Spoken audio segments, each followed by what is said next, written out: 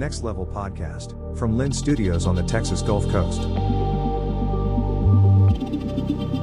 Engineering, construction, design, and development. We're building Texas.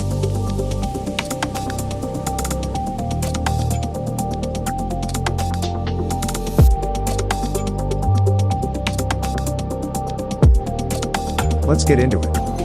All right, everybody. Welcome back to the Next Level podcast. I'm Brandon Cox. I'm the Chief Marketing Officer at Lynn Group, and I'll be your host. Thank you guys for tuning in. I haven't said this in the past episodes, but going forward, I need to remember to tell you to like and subscribe and leave us a review and share it with your friends. And today I'm joined with Ronda Espinosa, who is the glue that holds everything together. Thank you. And she's Stuart Lynn, our founder and CEO's executive assistant. And we're going to talk about a day in the life of Stu's EA and what that looks like and just all the craziness that comes along with it. So real quick, just tell us a little bit about yourself. Sure. So first of all, thank you for having me on. It's nice to be outside of the shadows. Right. But a little bit about me. So I spent about 4 years in the Marine Corps, which I think actually prepared me for this position. And then about seven or 8 years in education as a paraprofessional first, and then a teacher, a reading and writing teacher. And so that was great. Very stressful job. I have 2 kids at home, so I was not the best mom or wife that I could have been as a teacher. And then this opportunity came up, and like I said, I feel like everything I've done leading up to becoming his EA has prepared me for this position. Okay, cool. Yes. Awesome. Well, real quick, for those listening who maybe don't know, Lynn Group is a family of companies. It's Lynn Engineering, Lynn Construction, Lynn Steel Buildings, Lynn Development, and probably a few others that I'm forgetting. But there's a lot going on. And Stuart, as the founder and CEO of the parent company and all the subsequent companies, running 4 companies every day is a challenge. And as you can imagine, there's a lot going on, a lot of calls, emails, meetings, a lot of moving parts. And one person doing that by themselves has got to be just pure chaos. So enter Ronda, right? Yes, I'd like to think that also. When I came in, Stuart had been without an assistant probably, I'd say 8 to 10 months, somewhere around that time frame. I think that's about right. Mm-hmm. Yeah, and he wore the stress on his face, so I could see it in him. But what was unique about Stuart, that I've come to appreciate, and everybody else that I've spoken to appreciates too, is he is so he's just so on point with getting to know the person, mm-hmm. And really building them up into the position that he wants them in. So I thought it was extremely unique. And the way that I was hired, he actually found an outside recruiter. She actually wasn't even a recruiter. She was Monique Hellstrom, Simon Sinek's EA. Yeah, so we got to tell this story real quick. Have you read Start With Why, Find With Why? I'm asking the listener here, not you. I know you have. Yes. So Simon Sinek gave the famous TED Talk. I think it's one of the top 5 TED Talks of all time. Start With Why. He's got the golden circle, right? Yes. Yeah. Simon's well known in the business circles, mm-hmm. and his own EA, Monique. Mm-hmm. I don't know how we got hooked up with her. We found her on LinkedIn. I don't know, but yeah. But Stuart said, "I need one of you. Help me find one." Yes.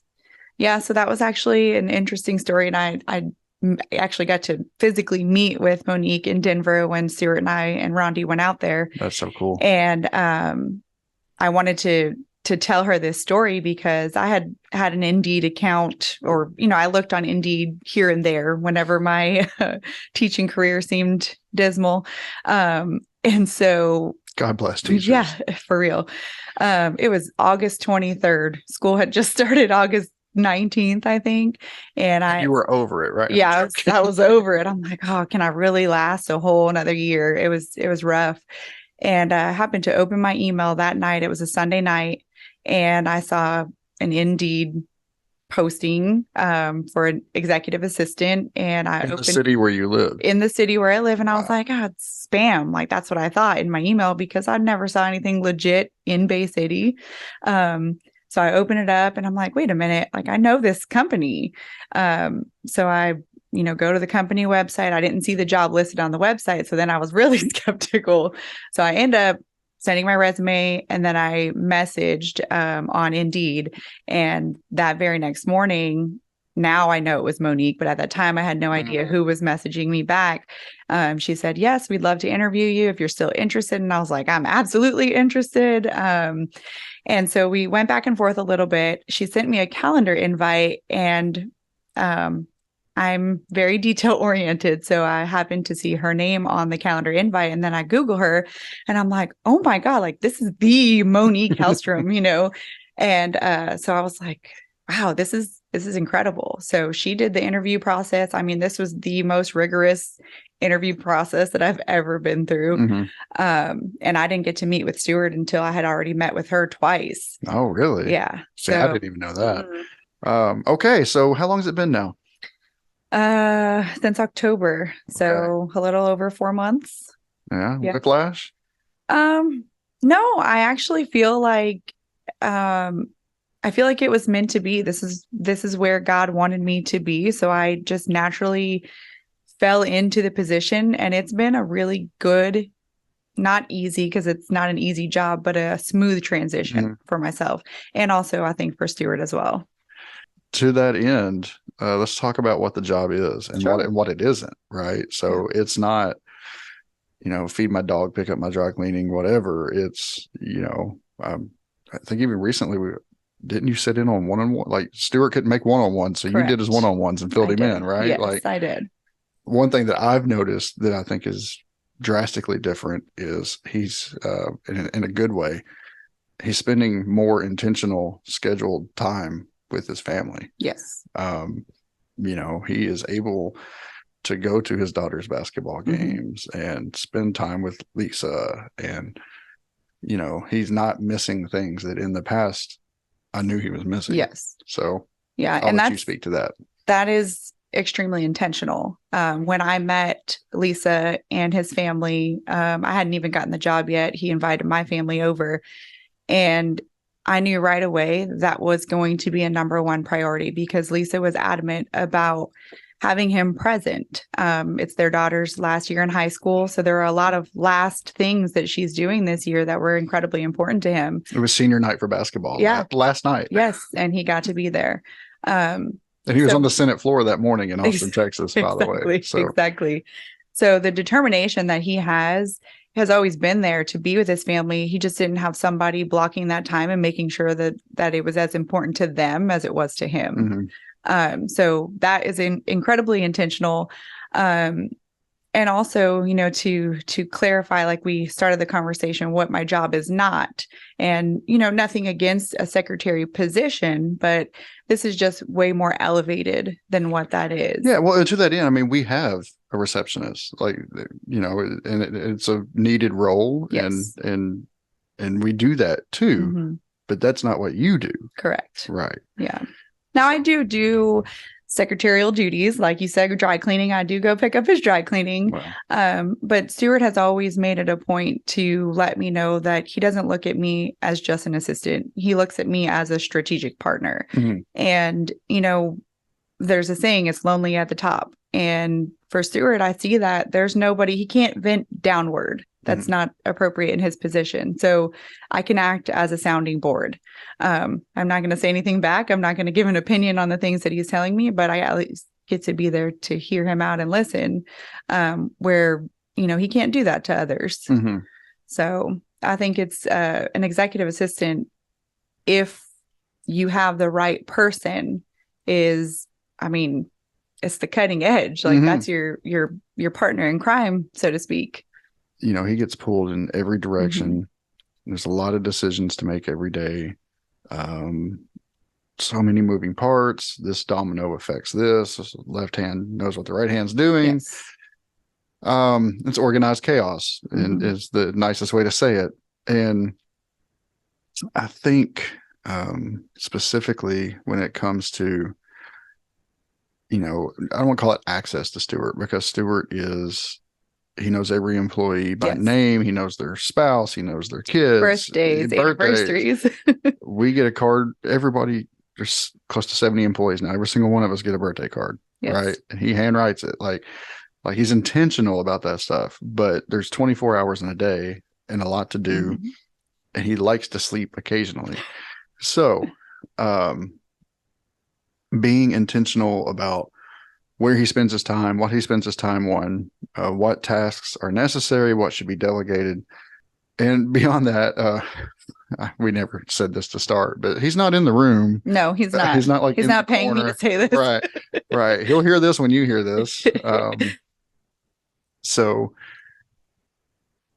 I just think it's wonderful, as somebody who works closely with him, to look at all the opportunity that opens up before us now. Yes. The things that this company can do and the places we can go, because he can allocate the brain power, Mhm. the time, the resources, the what have you, to what needs to happen next. So, without getting into the weeds of, what the EA at Lynn Group does, or, a day in the life of Ronda, I would like to talk about like right now specifically. Sure. There's a lot going on, Yes. right? So we're about to kick off another phase in Beachside. Yes. We're breaking ground on a development here in Bay City in 48 hours. And, we just got back from him being recognized at the Texas legislature yesterday. We're building all kinds of custom homes. That's right. Landed a big contract for the steel buildings company the other day. Like, what does a day look like? What does a day look like? Yeah. How do you prioritize, what he needs to care about and what somebody else can care about?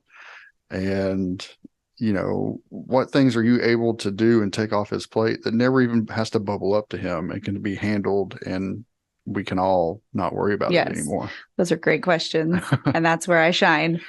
Because a lot of what an executive assistant does, if they're doing their job correctly, is done in the shadows. Right. It's not something that everybody should know that I'm doing or even be aware of. So I think, really getting to know Stuart prior to working here as an employee, we went to First Steps to Success. We had a lot of time to really just get to know each other. So that's how I figured out what his priorities are. And I told him pretty quickly after I started working, I said, Stuart, your calendar is filled with meetings, like jam-packed with meetings. If those are not decision-making meetings, I don't know that it's necessary for you to be there. And we've gotten to the point where he's stepped back from a few meetings, but he's not ready to, let go of all of them yet, which is understandable.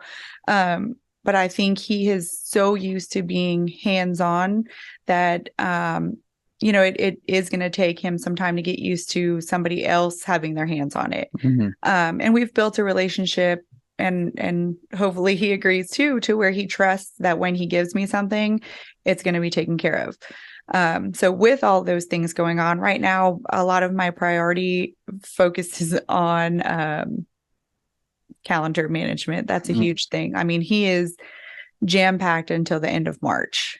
We had to finagle some dates just to get him a spring break trip with his family.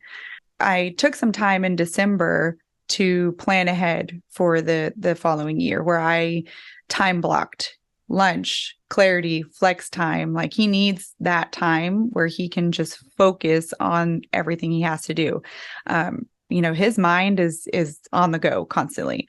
He'll text me, 10, 11 o'clock. He doesn't do it as much anymore, but, and he'll just say, you don't have to do this right now, but this is something I'm thinking about. Mm-hmm. Or, in the morning when I send an email, he'll text me. He's like, I'm only texting you because I know you're awake already, but this is what I'm thinking. Mm-hmm.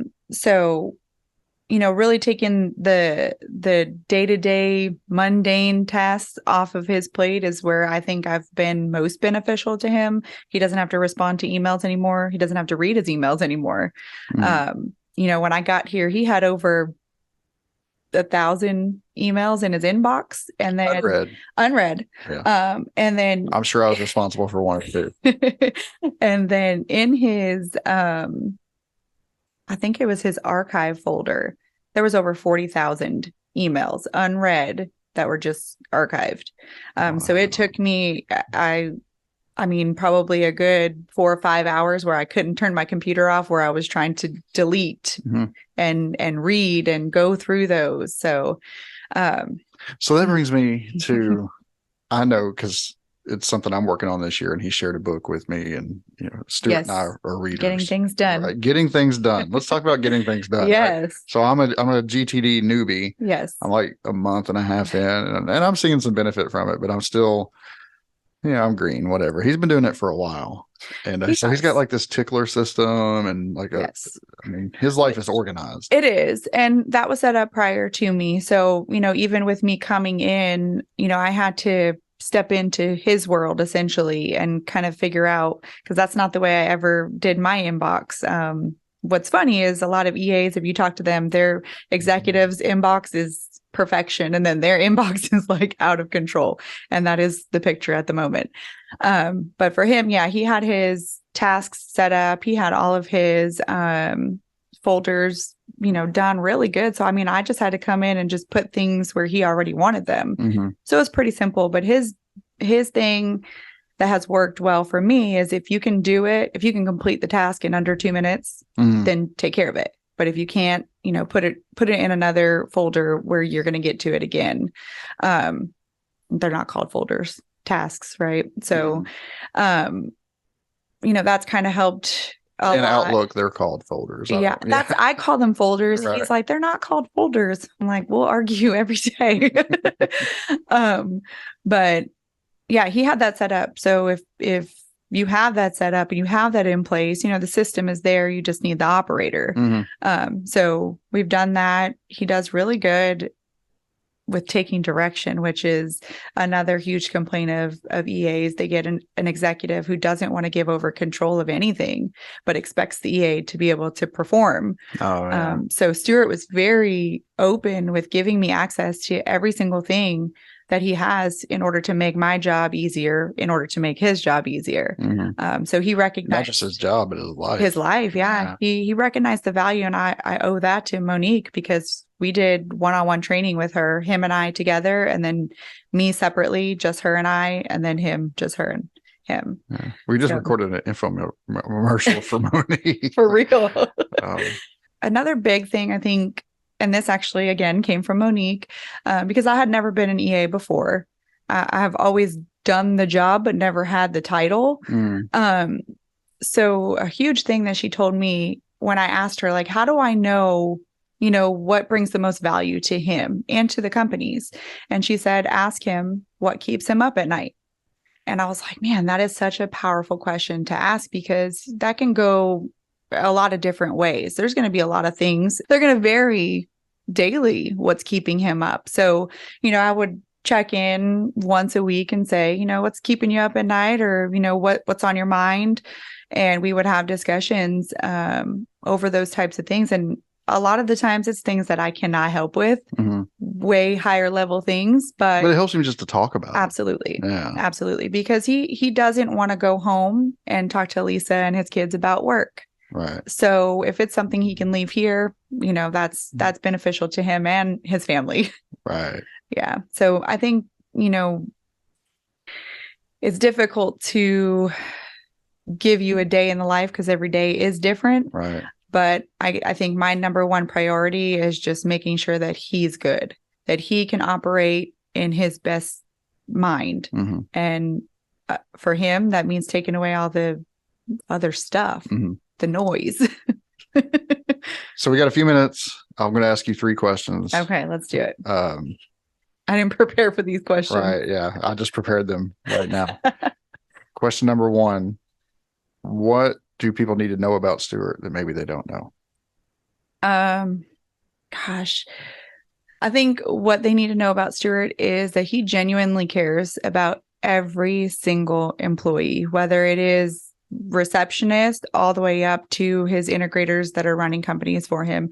He cares about every single one of them, and he will lose sleep over decisions he has to make about, is he paying them enough? how can he pay people more?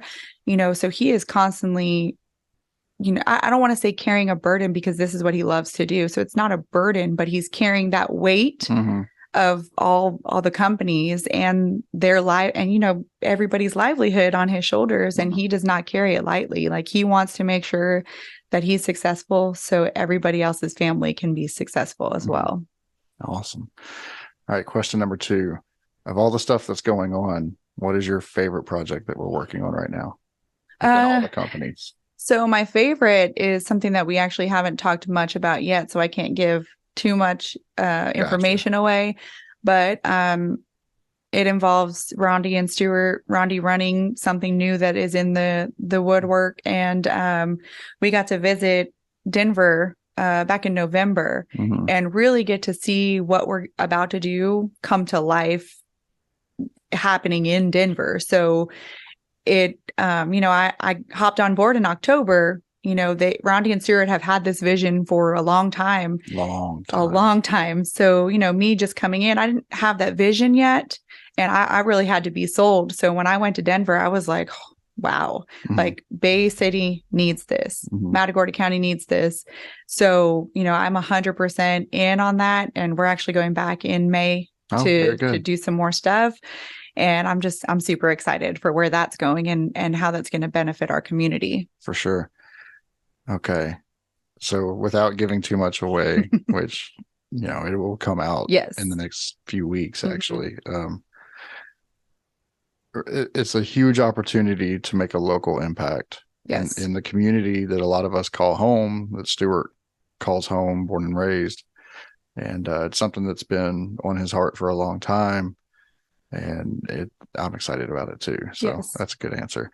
All right. Easy softball question. What are you reading right now? I am reading Atomic Habits. We all are. Yeah. But I'm also reading, I actually wrote it down because I had a feeling you were going to ask me that question. And I'm reading The Executive's Cutting Edge, and that's Joan Burge. And it's actually a book that Stuart and I are reading. I'm going to read it first because I take way longer than he does.